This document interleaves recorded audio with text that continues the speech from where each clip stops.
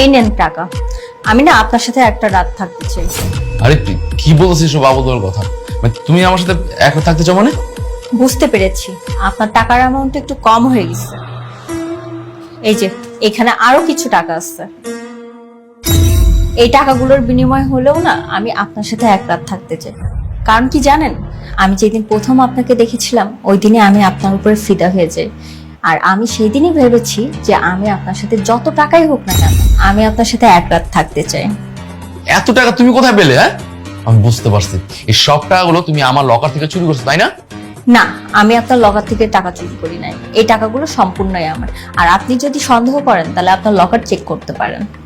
আচ্ছা ঠিক আছে, যেহেতু এতগুলো টাকা দিচ্ছ তাহলে তো তোমার কথা শোনাই যায়, তাই না? আচ্ছা তার আগে না আমার একটা শর্ত আছে। কি শর্ত? তুমি আমার জন্য এক গ্লাস পানি নিয়ে আসতে পারবা? বাস এতটুকু শর্ত? আমি এখনই আপনার জন্য পানি নিয়ে আসছি।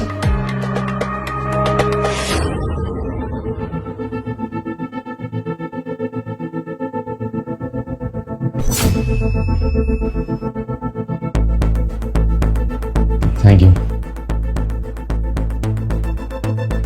আচ্ছা ঠিক আছে, এবার চলেন শুরু করি। আমাকে 5টা মিনিট সময় দাও। 5টা মিনিট সময় নিয়ে কি হবে?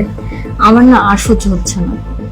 আরে কি করছো তুমি এগুলো? হ্যাঁ, আব্দুল আব্দুল স্যার আমার ডাক্তার ছিলেন, কি হয়েছে কোন স্যার? আরে দেখ তোর বউ কি শুরু করছে। তোর বউ আমাকে কতগুলো টাকা দিছে, আমার সাথে নাকি সে এক রাত থাকবে। দেখছিস তোর বউ অবস্থা?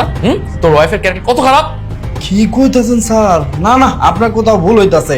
আমার বউ চরিত্র অনেক ভালো। আর আপনার কাছে কোনো প্রমাণ আছে যে আমার বউ এত টাকা দিয়ে আপনার লগে একটা কাটাইতে চাইতেছে? আরে কি বলছিস? আমি তোর ওয়াইফের নামে কেন অবাদ দিব? দাঁড়া, আমি জানতাম তুই বিশ্বাস করবি না, এটার জন্য আমি প্রমাণ রাখছি।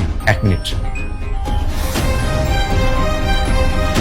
এই দেখ, এটার মধ্যে সব প্রমাণ আছে যে তোর ওয়াইফ আমার সাথে কতটা জোর জবরদস্তি করছে একটু আগেই।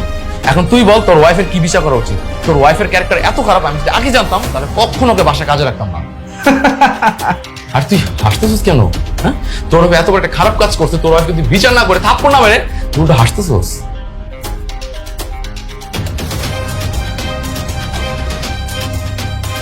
শুনুন স্যার, আপনাকে একটা কথা বলি। আপনি যেই কোম্পানিতে জব করেন না, ওই কোম্পানিটা আমার। আমি ওই কোম্পানির সিইও, আর ও হচ্ছে আমার ওয়াইফ। স্যার কি বলতেছেন এগুলো? আপনি আমার কোম্পানির সিইও?